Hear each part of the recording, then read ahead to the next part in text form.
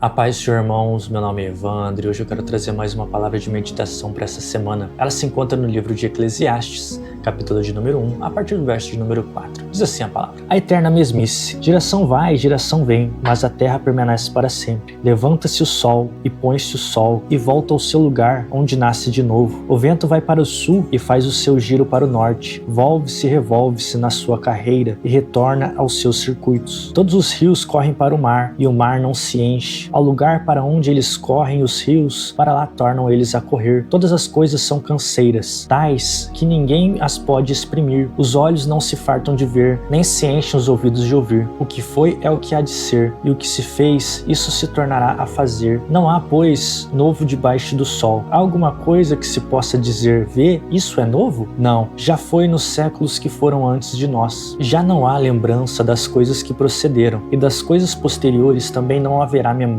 entre os que hão de vir depois delas. Quando Deus me trouxe essa palavra, Ele me fazia pensar em como tem sido meu dia a dia, minha correria no trabalho. Ele me fazia pensar desde o início do meu dia. Quando eu levantava ali na correria, tomava meu banho rápido, nem sentia aquela água quente, nem sentia o prazer de tomar um banho. Depois já vinha, tomava um café bem rápido, comia um pão, tomava às vezes um café preto, de uma maneira que eu nem sentia o gosto de tudo aquilo. E disso eu já ia para o trabalho. Muitas vezes com pressa, muitas vezes reclamando. Ele me fazia meditar por que eu fazia isso tudo tão rápido e quais são as consequências de fazer isso. Muitas vezes nós temos feito tudo no automático. Quando vamos comer, comemos rápido. Quando vamos beber, bebemos rápido. Quando vamos fazer algo que nos dá prazer, como tomar um banho, como dormir, tudo isso fazemos de uma maneira automática, fazemos de uma maneira sem perceber como estamos fazendo. E tudo isso gera uma consequência na nossa vida. Nós acabamos perdendo alguns prazeres que nós temos. Seja o de descansar, seja o de se alimentar, seja o momento de relaxar, como um banho quente, por exemplo. E tudo isso para quê? Para irmos trabalhar. Isso me fazia entrar num loop infinito. Por que trabalhamos? Nós muitas vezes trabalhamos para manter alguns, digamos, luxo, manter algum prazer, manter algo que nos relaxa na vida, como um banho quente, como ter um ar-condicionado no quarto. Mas no momento de nós desfrutarmos de tudo isso, de uma boa alimentação, de um bom banho quente, de uma boa noite de sono, nós fazemos isso de uma maneira rápida, de uma maneira em que não vamos aproveitar tudo aquilo, aproveitar aquele momento, aproveitar aquele prazer que somos tanto para conseguir. E como desculpa que damos é que nós precisamos trabalhar, mas quando nós chegamos lá, no local onde nós deveríamos ter prazer de trabalhar, ter prazer de fazer o que fazemos, nós acabamos fazendo de uma maneira desidiosa, fazemos novamente no automático, com o intuito de que passe rápido para que possamos voltar para casa, para então curtir tudo aquilo, mas acaba tendo um efeito contrário. Nós, quando fazemos isso no trabalho daquela maneira para que passe rápido, fazemos também em casa, pois nós temos que ter mais tempo para descansar, comemos rápido, tomamos nosso banho rápido e quando vamos descansar dormimos de uma maneira mal, pois já estamos pensando que temos que fazer tudo aquilo de uma maneira rápida novamente. Por que eu estou falando sobre tudo isso? É que Deus me trazia uma das consequências que tudo isso vem a gerar. Toda essa rotina, todo esse desgaste acaba trazendo uma fadiga para nós. Nós acabamos buscando trabalho para ter descanso, mas nós acabamos só tendo mais trabalho, acabamos tendo só mais fadiga e esquecemos de desfrutar de todos aqueles momentos em que deveríamos aproveitar. Durante toda essa semana que tem passado, eu tenho percebido muitas vezes que, assim como eu acabei de falar, eu tenho tomado café tão rápido que eu não sinto o gosto do café. Eu tenho almoçado de uma maneira tão rápida que muitas vezes eu não sinto o gosto da carne, eu não sinto o gosto do meu arroz e feijão. Eu tenho corrido tanto para tomar um banho, tomado um banho tão rápido que eu não consigo desfrutar daquela água quente e que era para me fazer relaxar, que era para tirar um alívio do estresse, que era para tirar todo aquele peso que está nas minhas costas. Mas por que eu tenho feito isso? Por que eu tenho amargurado a minha alma, o meu espírito, o meu corpo, tendo tanta pressa? Do que adianta nós buscarmos, corrermos tanto se o resultado vai ser o mesmo? Por que nós não paramos e abrimos nossos olhos e ouvidos para tudo que nós temos feito? Reparamos que muitas vezes estamos vivendo aquilo que nós temos orado. Quantas vezes eu orei para Deus para ter um emprego bom? Quantas vezes eu orei para Deus para ter uma casa boa, ter uma cama boa,